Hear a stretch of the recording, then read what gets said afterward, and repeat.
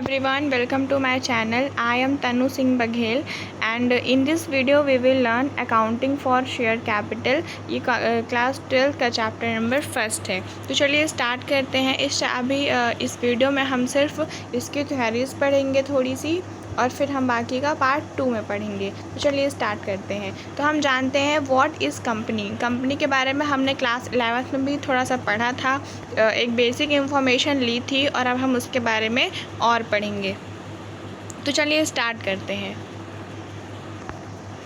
यहाँ पर दिया हुआ है कंपनी की जो डेफिनेशन है दी हुई है कि under companies act 2013, companies act 2013 ऐसा एक्ट है जिसमें कंपनीज़ के बारे में सारी इन्फॉर्मेशन दी जाती है। तो कंपनीज़ एक्ट 2013 क्या कहता है कंपनी की डेफिनेशन के बारे में कि a company means a company incorporated और registered under the companies act 2013।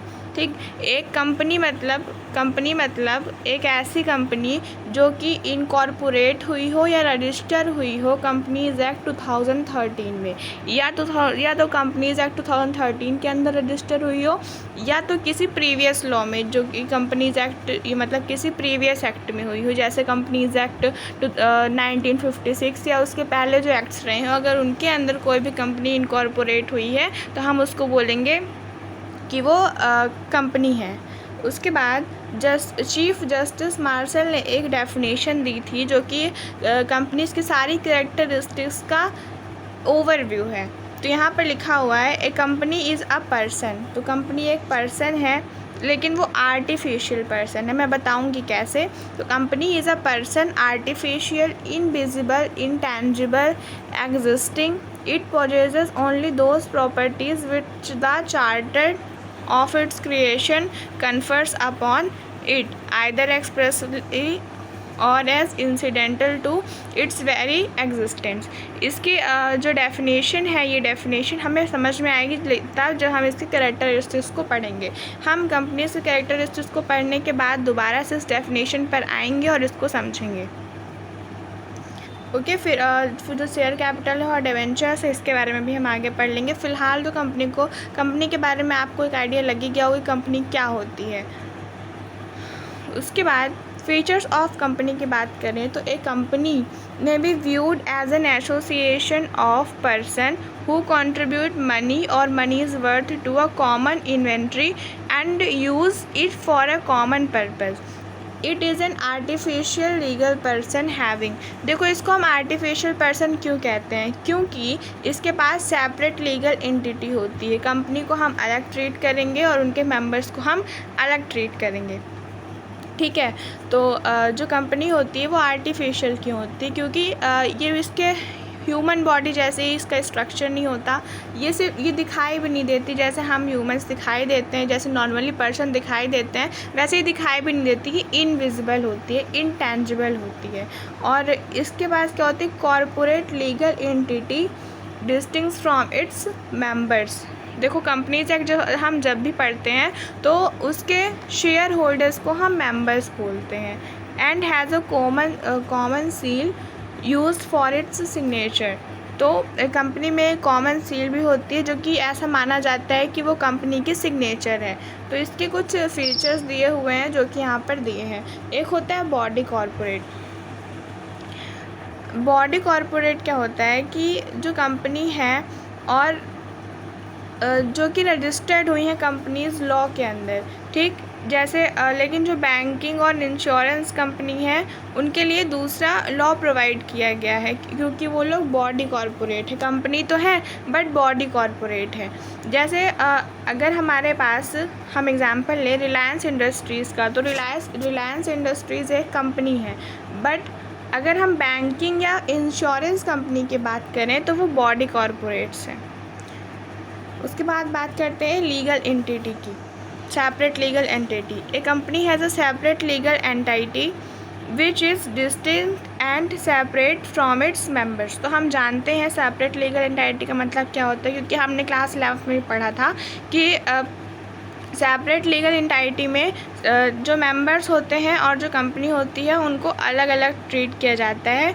और it can hold and deal with any type of property, it can inter into contracts, even open in a bank account in its own name. तो यहाँ पर कहा जा रहा है कि जो कंपनी होती है वो एक बैंक अकाउंट भी खोल सकती है और ये कॉन्ट्रैक्ट्स भी कर सकती है दूसरे लोगों के साथ या दूसरी कंपनी के साथ या किसी इंस्टीट्यूशन के साथ। हम कुछ भी कह सकते हैं कि ये कॉन्ट्रैक्ट कर सकती है, उसी तरह जिस तरह नेचुरल पर्सन करते हैं उसी तरह ये कंपनी जो कि आर्टिफिशियल पर्सन है वो भी कॉन्ट्रैक्ट कर सकती है।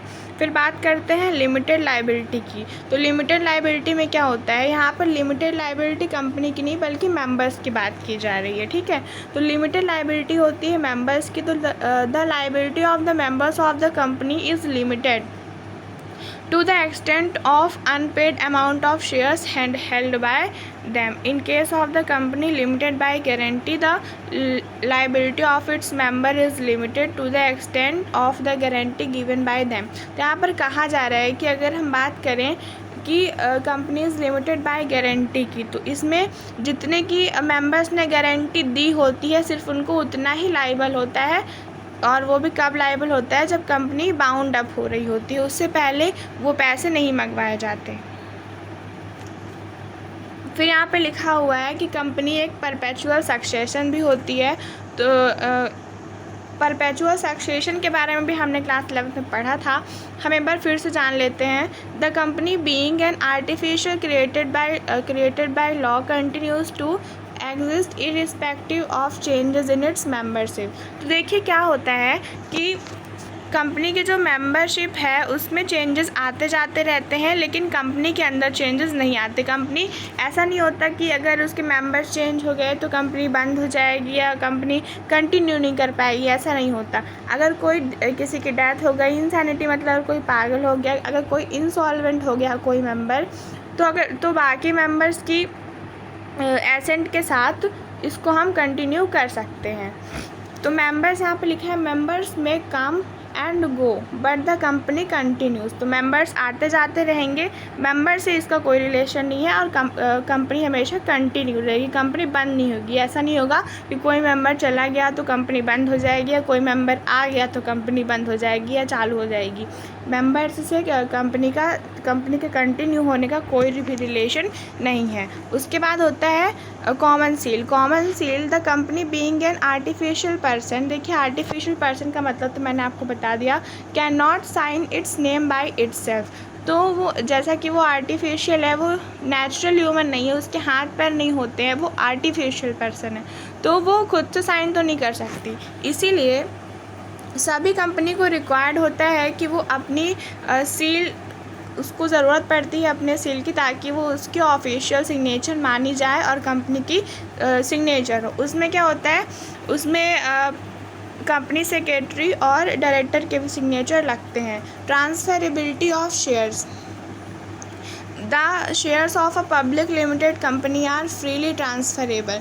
तो जो शेयर्स होते हैं पब्लिक लिमिटेड कंपनी के, तो वो ट्रांसफरेबल होते हैं। यहाँ पे जो लिखा हुआ है पब्लिक लिमिटेड कंपनी, इसका मतलब ये होता है कि शेयर्स जो होते हैं वो पब्लिक लिमिटेड कंपनी में ही होते हैं, प्राइवेट लिमिटेड कंपनी में कभी भी शेयर्स इशू नहीं किए जाते।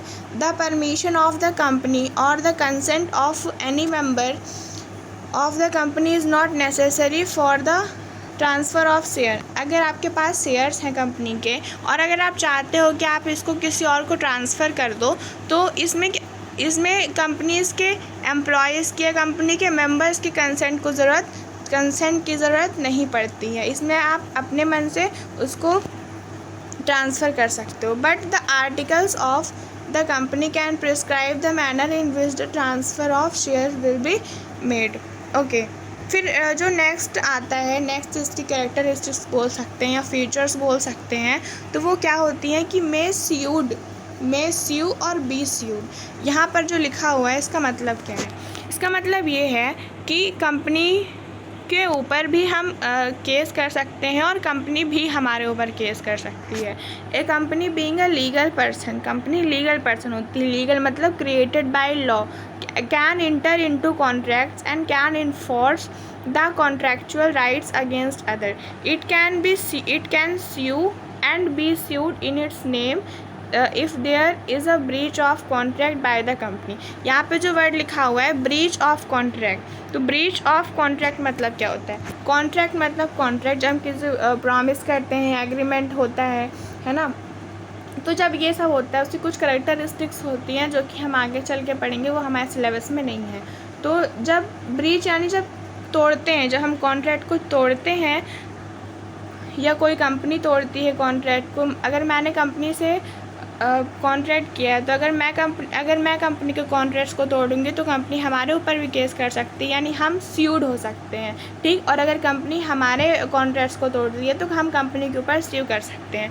बट उसके लिए एक चीज़ होना चाहिए, मतलब कि कंपनी जो होती है वो रजिस्टर्ड होनी चाहिए। अगर कंपनी रजिस्टर्ड नहीं है तो इसका मतलब ये है कि हम कंपनी के ऊपर स्यू